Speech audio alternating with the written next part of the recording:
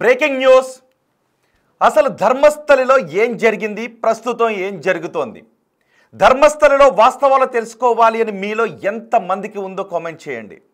నిజానికి కొన్ని సంచలనం సృష్టించిన కేసుల్లో ఎటువంటి వివరాలు తెలియనప్పుడు ఆ కేసులో ఏం జరిగింది అని తెలుసుకోవాలనే ఆసక్తి చాలా చోట్ల మనకు కనిపిస్తుంది, అందరిలోనూ కనిపిస్తుంది.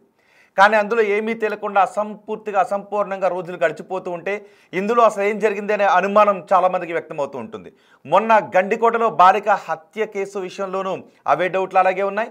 ఇప్పుడు ధర్మస్థలిలో శవాలను పూడ్చిపెట్టాను, వందలాది శవాలను ఇక్కడే పాతిపెట్టాను, ధర్మస్థలిలో నేత్రావతి నది ఒడ్డున పాతిపెట్టాను, అక్కడ విగ్రహం దగ్గర రత్నగిరి గుట్ట దగ్గర పాతిపెట్టాను అని చెప్తూ, బాహుబలి విగ్రహం దగ్గర పాతిపెట్టాను అని చెబుతూ ఉన్నాడు.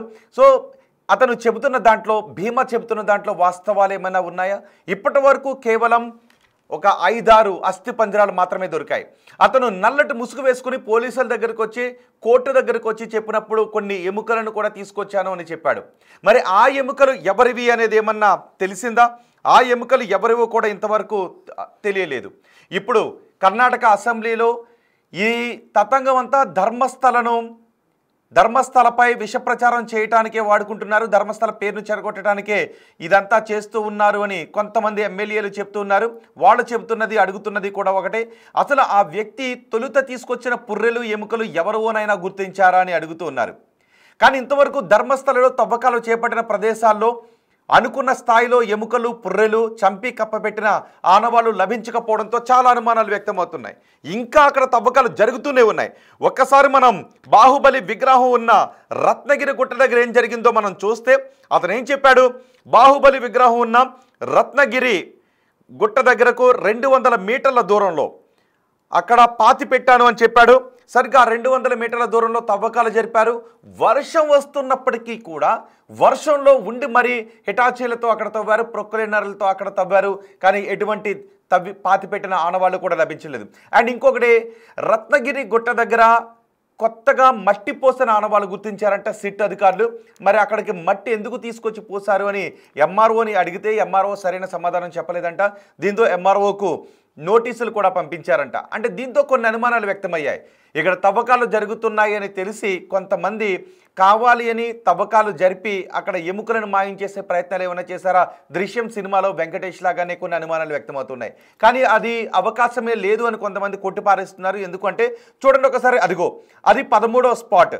13వ స్పాట్ రోడ్డుకి దగ్గరలో ఉంది. అదిగో రోడ్డు, అదిగో ఆ 13వ స్పాట్ రోడ్డు పక్కనే ఉంది. అక్కడ ఆ 13వ స్పాట్ ఉన్న చోట ఒక్క చోటే గడ్డి లేకుండా ఉంది, కానీ మిగిలిన ప్రదేశం అంతా కూడా గడ్డితో ఉంది. అదిగో 13వ స్పాట్లో. కానీ ఆ మధ్యలో కూడా గడ్డి మొలిచిన ఆనవాళ్ళు ఉన్నాయి. నిజానికి ఆ 13వ స్పాట్ చూస్తుంటే మీకు ఏమైనా అనిపిస్తుందా? ఒక్కసారి 13వ స్పాట్ వచ్చిన తర్వాత ఫ్రీజ్ చేయండి. అక్కడ పీసీఆర్ ఒక్కసారి అక్కడే ఫ్రీజ్ చేయండి.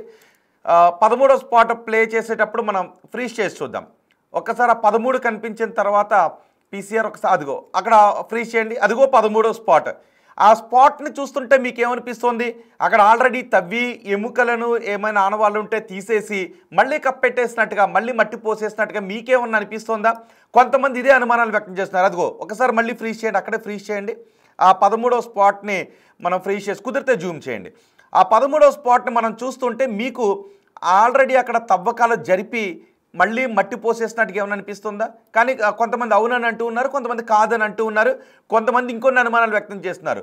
ఎక్కడెక్కడైతే ఆ వ్యక్తితో, ఆ పారిశుద్ధ్య కార్మికుడితో ఖననం చేయించారో ఆ ప్రదేశాల్లో ఇతను చెప్పేస్తాడు అని డౌట్ ఉండి దృశ్యం సినిమాలోలా ముందే అక్కడ నుంచి తరలించేశారని. బహుశా అది కేవలం అనుమానం పట్టడానికి అవకాశం ఉంటుందేమో. బహుశా అంతలా తవ్వి ఎముకలను తీసేయటానికి అది ఆచరణ సాధ్యం కాదు అని మరికొంతమంది అంటున్నారు. దృశ్యం సినిమాలు అలాగే చేస్తాడు కదా, ఒక చోట పాతి పెడతాడు, ఆ తర్వాత అక్కడ తీసుకొచ్చి ఒక దూడను పాతి పెడతాడు, ఆ తర్వాత పోలీస్ స్టేషన్ కట్టే చోట పాతి పెడతాడు, ఆ పోలీస్ స్టేషన్లో మళ్ళీ సెకండ్ పార్ట్లో పోలీస్ స్టేషన్ కింద కూడా దాన్ని తీసేసి మరెక్కడో పాతి పెట్టి ఖననం చేసేస్తాడు, దహనం చేసేస్తాడు. ఎన్ని ట్విస్టులు ఉంటాయి.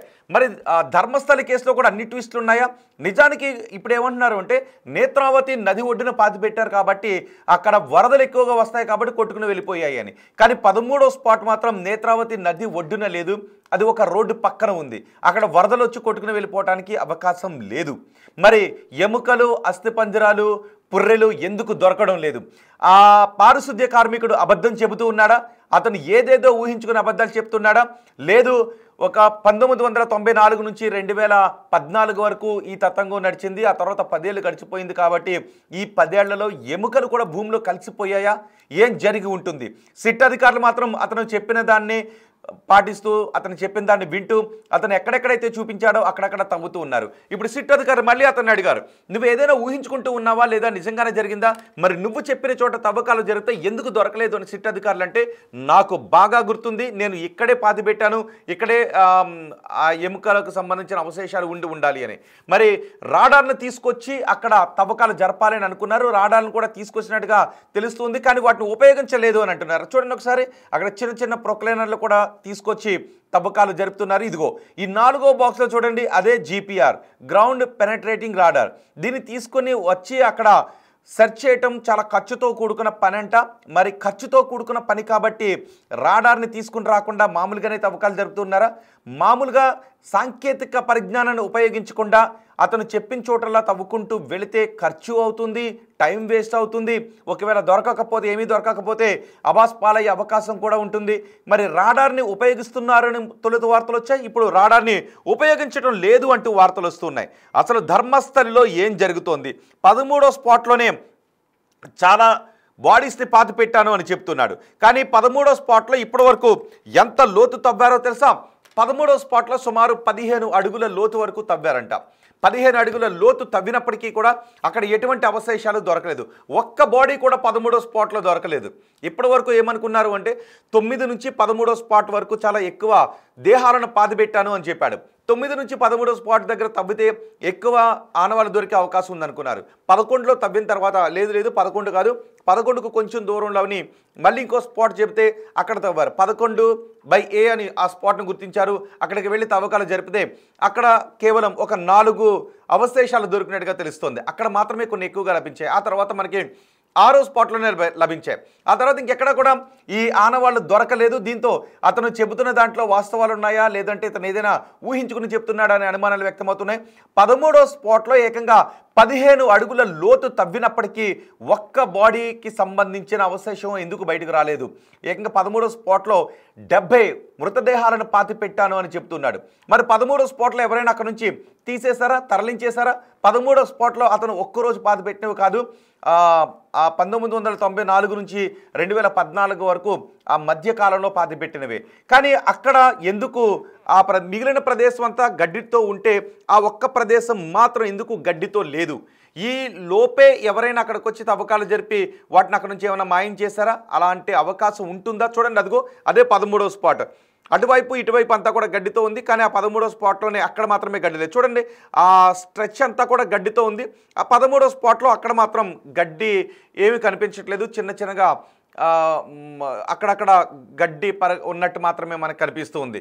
మరి కొంతమంది వ్యక్తం చేస్తున్నట్టుగా 13వ స్పాట్లో అంతకు ముందు ఎప్పుడైనా తవ్వి అక్కడ నుంచి ఎముకలు మాయం చేశారా?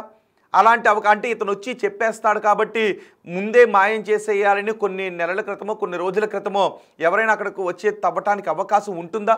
ఎందుకంటే అతను నేను అందరికీ చెప్పేస్తానని బెదిరించి రాలేదు. అకస్మాత్తుగా అతను న్యాయస్థానం ముందుకు, పోలీసుల ముందుకి వచ్చి నేను ఇక్కడ కొన్ని శవాలను పాతిపెట్టాను, చంపబడినటువంటి శవాలను, అకృత్యాలకు గురికాబడి చనిపోయిన వారి దేహాలను ఇక్కడే పాతిపెట్టాను అని అతను చెబుతూ ఉన్నాడు. అతను అలా చెప్పేస్తాడు అని ఊహించి అక్కడ నుంచి ముందుగానే తరలించారా? ఒకవేళ అలా తరలించేయాలని అనుకుంటే ఇతనికి ఆ పని అప్పచెప్పడం ఎందుకు? ఒకవేళ ఇతను చెప్పేస్తాడు అనే డౌట్ ఉండి అక్కడ నుంచి ఎముకలను తరలించాలి అని వాళ్ళు తరలించి ఉండుంటే ఆ పని ఇతనికి అప్పచెప్పడం ఎందుకు? వాళ్లే ఎక్కడో ఖననం చేసి ఉండుండేవారు కదా అనే డౌట్స్ కూడా వ్యక్తమవుతున్నాయి. మరి 13వ స్పాట్లో ఏకంగా 15 అడుగుల పైన లోతు తవ్వినప్పటికీ ఒక్క ఆనవాళ్ళు కూడా దొరకకపోవటానికి కారణం ఏంటి? ఇప్పటికే కర్ణాటక అసెంబ్లీలో కొంతమంది ఎమ్మెల్యేలు ప్రశ్నిస్తున్నారు, ఇదంతా ధర్మస్థలిని అబాస్ పాలు చేయటానికని, ధర్మస్థలిని అబాస్ పాలు చేయడానికి, ధర్మస్థలి పేరును చెరగొట్టడానికి అక్కడి కాంగ్రెస్ ప్రభుత్వం చేస్తున్నటువంటి కుట్ర అని కొంతమంది ఎమ్మెల్యేలు అంటూ ఉన్నారు. లేదు, అతను చెప్పిన దాంట్లో ఏదో వాస్తవాలు ఉండుంటాయి. ఎందుకంటే శ్మశానం కాని ప్రదేశంలోనే తవ్వకాలు జరిపితే ఒక 5-6 ఎముకలకు సంబంధించిన, దేహాలకు సంబంధించిన ఎముకలు, పుర్రెలు దొరికాయి కదా. మరి శ్మశానం కాని చోట ఒక 5-6 దొరికాయి అంటే అతను చెబుతున్న దాంట్లో ఏదో వాస్తవం ఉండుంటుంది. అతను యాక్యురేట్గా గుర్తించడంలో కొంత కన్ఫ్యూజన్కి గురవుతూ ఉన్నాడేమో అనే అనుమానాలు కూడా వ్యక్తమవుతున్నాయి. మరి ఒకవేళ అదే నిజమైతే ఖర్చు అయినా ఒక 25-30 లక్షలు ఖర్చు అయినా ఆ జీపీఆర్ సిస్టమ్ని ఎందుకు ఉపయోగించడం లేదు అనే క్వశ్చన్స్ కూడా వస్తున్నాయి.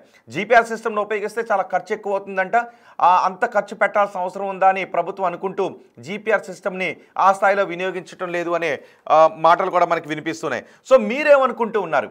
నిజంగానే అక్కడ ఆ వ్యక్తి ఆ పారిశుద్ధ్య కార్మికుడు చెప్పిన దాంట్లో వాస్తవాలు ఉన్నాయా? ఇన్ని రోజులు గడిచిపోయినా కూడా ఆ స్థాయిలో కనీసం ఒక 20-30 దేహాలకు సంబంధించిన ఎముకలు కూడా దొరకకపోవడంతో ఆ దొరికిన 6 ఏదైనా వరదలకు కొట్టుకొచ్చిన దేహాలను అక్కడ పాతిపెట్టి ఉంటే వాటికి సంబంధించిన ఎముకలు అయ్యుంటాయా? ఈ అనుమానాలు ఇప్పుడు వ్యక్తమవుతున్నాయి. సో మీరేమనుకుంటున్నారు? నిజంగా అక్కడ ఏదైనా జరిగిందా, లేదు ధర్మస్థలి ప్రతిష్టను దిగజార్చటానికి జరుగుతున్నటువంటి కుట్రని మీరు అనుకుంటూ ఉన్నారా? లేదు అతను పోలీసులకు ప్రజలకు చెప్పేస్తాడు, బయట మీడియాకు చెప్పేస్తాడు, ఇక్కడ ఇన్ని హననాలు జరిగాయి, ఇక్కడ చంపబడిన వారిని పాతిపెట్టాను అనే విషయాన్ని చెప్పేస్తాడు అని ముందే ఊహించి ఆ పాతిపెట్టిన చోట నుంచి ఆ ఎముకలు మాయం చేశారని మీరేమని అనుకుంటున్నారా? మీ అభిప్రాయాన్ని కామెంట్ బాక్స్లో తెలియచేయండి. మరి చూద్దాం ఇంకా తవ్వకాలు ఎన్ని రోజులు జరుపుతారు, తవ్వకాలు పూర్తయ్యే నాటికి ఎటువంటి విషయాలు వెలుగులోకి వస్తాయి, వాస్తవాలు ఏమన్నా వెలుగులోకి వస్తాయా, లేదు అంటే ఇతను ఏదో కట్టుకథ అల్లాడు, ఏదేదో ఊహించుకుని చెప్పాడు అని సిట్ అధికారులు నివేదికనిస్తారా? ఏం జరుగుతుందో చూద్దాం. సో మీరేమనుకుంటున్నారో మీ అభిప్రాయాన్ని కమెంట్ బాక్స్లో తెలియచేయండి.